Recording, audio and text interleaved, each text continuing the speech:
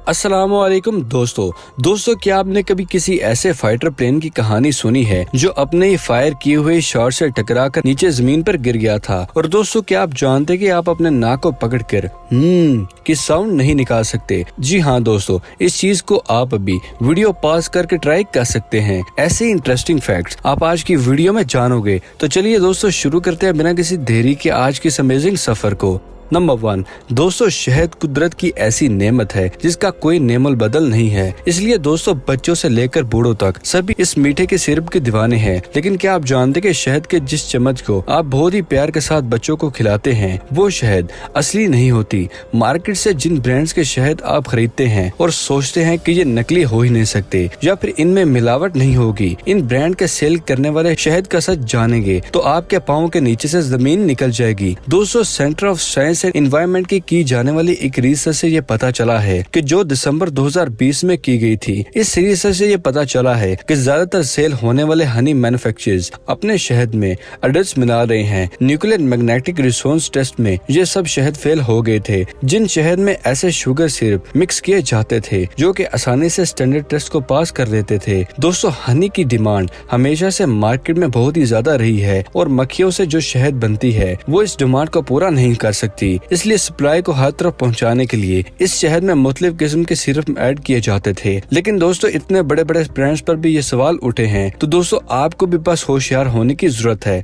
Number 2 दोस्तों, आपने तो ये अक्सर गौर किया होगा कि हम जब मोजिला फायरफॉक्स पर कुछ सर्च करते हैं तो वो बाय डिफॉल्ट गूगल पर सर्च करवाता है। लेकिन दोस्तों क्या आप जानते कि सर्च इंजन के तौर पर फायरफॉक्स बाय डिफॉल्ट गूगल को इस्तेमाल क्यों करता है? इसलिए गूगल मोजिला फायरफॉक्स को हर साल एक बहुत ही हैवी अमाउंट पे करता है। गूगल और मोजिला की ये पार्टनरशिप लास्ट कुछ ईयर से चल रही है और IT पब्लिशिंग द रजिस्टर के मुकाबले में ये डील एनुअली 400 मिलियन से 450 मिलियन के आसपास हो सकती है और ये तकरीबन 3000 करोड़ पाकिस्तानी बनते हैं। और गूगल मोजिला को इतनी हैवी अमाउंट सिर्फ इसलिए देता है ताकि गूगल के पास ये रिकॉर्ड हो सके कि वो इस ब्राउजर पर क्या सर्च करते हैं। इससे आप भी अंदाजा लगा सकते हैं कि गूगल के लिए यूजर की डाटा की कितनी इम्पोर्टेंस है।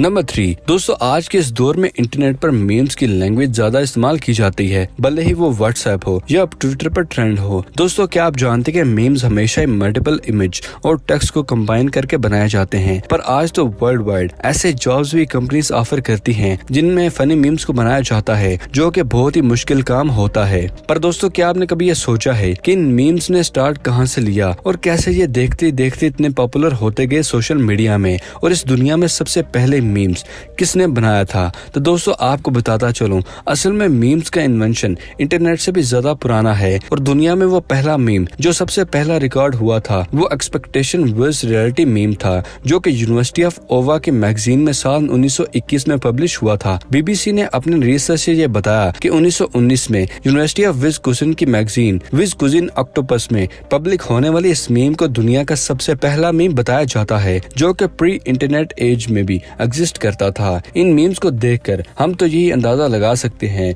कि उस वक्त में भी इन यूनिवर्सिटी के राइटर्स बहुत ही आगे सोचते थे।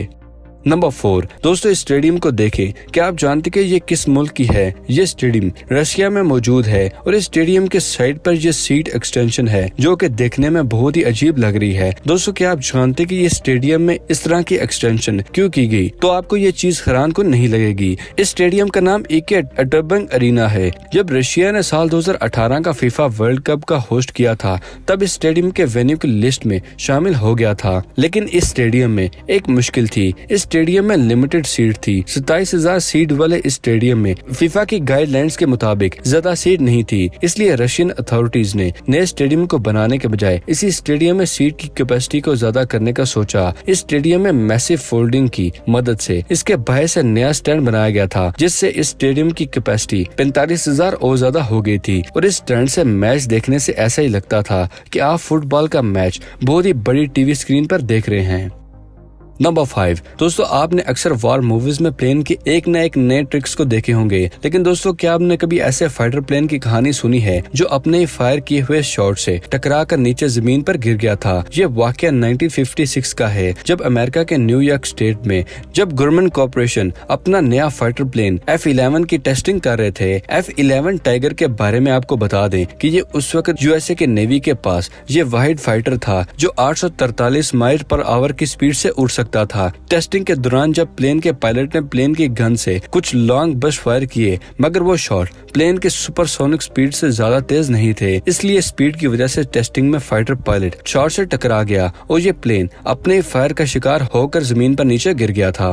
नंबर 6 दोस्तों, ये तो हम सभी जानते कि एयर ट्रैवल रूट ट्रैवल के मुकाबले में टाइम भी कम लेता है और थोड़ा सेफ भी है, लेकिन जब कभी प्लेन क्रैश होते हैं तो प्लेन में मौजूद पैसेंजर के बचने के चांसेस कम रहते हैं। इस सिचुएशन में अगर कोई भी प्लेन क्रैश हो जाए तो उस वाकये में किसी भी एक पैसेंजर की जान ना जाए, ये वाकया किसी मौजे से कम नहीं होता। ऐसा ही कुछ मौजा साल 2018 में मैक्सिको में हुआ, जब एरो मैक्सिको का एक प्लेन टेक ऑफ के कुछ देर बाद ही क्रैश हो गया था। इस वाकये में काफी लोग जख्मी हो गए थे, लेकिन हैरानगी की बात यह थी कि प्लेन में मौजूद 101 लोगों में से किसी की भी जान नहीं गई थी।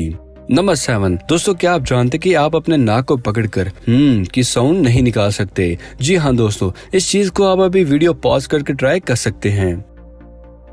नहीं हुआ ना? तो दोस्तों इस चीज से आपको क्या समझ आता है? असल में हम जो भी कहते हैं, जो चीज साउंड करती है, इसे हमारे मुंह से पास होने वाली एयर के अलावा हमारे नाक से पास होने वाली एयर भी इम्पोर्टेंट रोल प्ले करती है। इसलिए हम लोगों की आवाजों को हाइपर नसल वॉइस में कैटेगराइज कर सकते हैं। नंबर 8 क्या आप जानते हैं कि जब भी कोई हेलीकॉप्टर किसी भी डेजर्ट से टेक ऑफ करता है तो डेजर्ट में मौजूद सैंड पार्टिकल्स हेलीकॉप्टर के रूटर में रोटेशन में चलते हुए उसे काफी बड़े अमाउंट में टकराते हैं, जिसकी वजह से कभी न कभी ऐसा सिनेरियो जनरेट हो जाता है जहां पर रोटर के मेटल पार्टिकल्स बहुत ही अमेजिंग वे में ग्लो करते हैं और इस इफेक्ट को साइंटिफिक लैंग्वेज में पेट्रोल इफेक्ट के नाम से जाना जाता है। दोस्तों इस वीडियो में आप इस फिनोमेना को देख सकते हैं, जिसमें आप बहुत ही क्लियरली देख सकते हैं कि कैसे एक हेलीकॉप्टर के डेजर्ट में ग्लो कर रहे हैं और ये फिनोमेना देखने में बहुत ही खूबसूरत लग रहा है। नंबर 9 दोस्तों, फर्ज करें कि आप किसी एयरपोर्ट पर जा रहे हैं तो आपके पास मौजूद कोई स्टैचू अचानक से जिंदा हो जाए। ये चीज सुनने में बहुत ही हैरानकुन लग रही है, लेकिन इस चीज को हकीकत में आपको दिखाते हैं। दोस्तों ये है चाटे गोरगोला नाम का एक स्टैचू जो आर्टिफिशियल इंटेलिजेंस की मदद से तैयार किया गया है, जिसको डेनवर इंटरनेशनल एयरपोर्ट पर इंस्टॉल किया गया है। और दोस्तों खास बात यह है कि ये स्टैचू खुद ब खुद ही लोगों के ख्यालात को डिटेक्ट करके उनके मूड के अकॉर्डिंग ही उनसे बातें करने लगता है। नंबर 10 दोस्तों, आपने बहुत से फेस्टिवल में होने वाले आउटडोर एग्जीबिशन तो जरूर देखे होंगे, लेकिन दोस्तों क्या आप जानते कि साल 2009 में फ्रांस में एक बहुत ही कमाल की एग्जीबिशन हुई थी। उन्होंने कुछ इस तरह के रियलिस्टिक एग्जीबिशन को लगाया था, पर दोस्तों हैरानकुन बात यह है कि प्लास्टिक में मौजूद ये स्टैचू नहीं थे, बल्कि ये इंसान थे जिसको प्लास्टिक शीट्स पर 12 से ज्यादा घंटों पर रहने की ट्रेनिंग दी गई थी। और यही वो वजह थी जिसकी वजह से इस एग्जीबिशन को सबसे अमेजिंग आउटडोर एग्जीबिशन माना जाता था।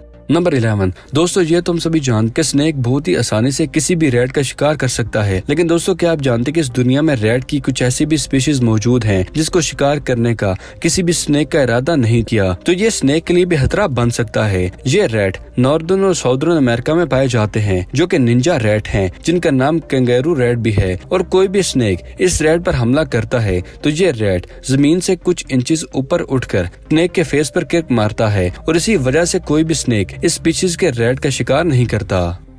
नंबर 12 बहुत से लोगों को ऐसा लगता है कि रेन वाटर प्योर होता है, लेकिन क्या आप जानते हैं कि जब भी रेन वाटर को टेस्ट किया जाता है तो ऐसा कुछ भी नहीं होता। दोस्तों इस वीडियो में आपको रेन वाटर को माइक्रोस्कोप की मदद से दिखाया जा रहा है, जिसमें आप देख सकते हैं कि रेन वाटर में छोटे बैक्टीरिया मौजूद हैं। ये बैक्टीरिया इस वाटर में एटमॉस्फेरिक एयर की कनेक्ट की वजह से आते हैं। इसलिए अगर आप भी आज तक ये समझते हैं कि ये रेन वाटर प्योर होते हैं तो आई होप कि इस फैक्ट से आपकी गलतफहमी दूर हो गई होगी। नंबर 13 दोस्तों, ये तो हम सभी जानते हैं कि आजकल अंडर वाटर वेल्डिंग का ट्रेंड बहुत ही ज्यादा जा रहा है, लेकिन क्या आप जानते हैं कि इस दुनिया की सबसे पहली अंडर वाटर वेल्डिंग को कब और किस मुल्क ने बनाया था? तो दोस्तों इस वेल्डिंग को साल 1954 में यूके में किया गया था।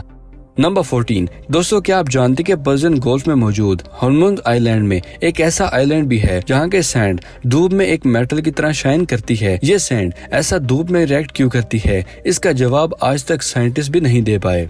नंबर 15। दोस्तों क्या आप जानते कि इंडोनेशिया के फिशर मैन ने एक ऐसे शार्क के बच्चे को पकड़ा है जिसका फेस ह्यूमन फेस से मिलता जुलता है। ये चीज इसलिए होती है जब उस क्रिएचर का जेनेटिक स्ट्रक्चर में चेंजेस होती रहती हैं, जिसकी वजह से उसकी बॉडी का स्ट्रक्चर उस नॉर्मल स्ट्रक्चर से चेंज हो जाता है। और इस तरह से ये चीज हमें बेबी शार्क की बॉडी में देखने को मिली थी और इसी की वजह से कहा जाता है कि इंडोनेशिया में कुछ ऐसी और भी शार्क मौजूद हो सकती हैं जिनका फेस कुछ ह्यूमन फेस की तरह मिलता जुलता है और हकीकत में ये चीज बहुत ही हैरान कुन है। तो दोस्तों उम्मीद है आपको आज की वीडियो पसंद आई होगी। वीडियो पसंद आने की सूरत में कुछ नया जानने पर वीडियो को लाइक करें और अपने दोस्तों के साथ शेयर करना मत भूलिएगा। मिलते हैं अगली वीडियो में, तब तक के लिए अपना और अपने प्यारों का ख्याल रखिएगा। शुक्रिया, अल्लाह हाफिज दोस्तों।